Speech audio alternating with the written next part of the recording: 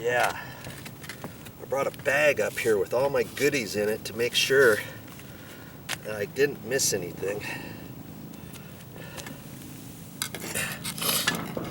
I gotta cut this open. I could cut it. Let me see. See this hole here? You're supposed to be able to snip things off, but see, this caulk gun is not like some other ones you can get. This one was like $1.99. You can get them for like $3.99, and there's an actual little cutter there. So you put your tip in there, and it's got a sharp edge there, and you can snip that off.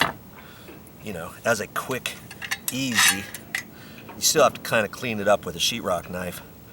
And then usually there's a metal goodie here that you can flip up, because sometimes caulk tubes has an inner layer. There's just a piece of tape in there that you have to puncture.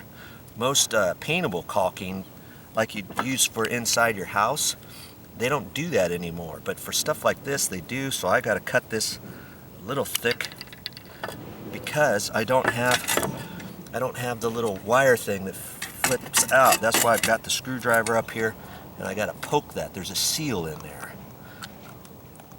and you could press on that all you want, and more times than not, that seal is not going to break before your caulking comes out of the bottom and fills up into your gun. Okay. Now I'm ready for some more.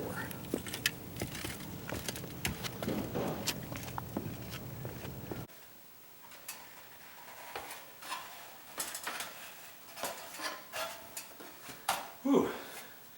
Well, that's all I have for this time, but I'll be back with more videos. Whew.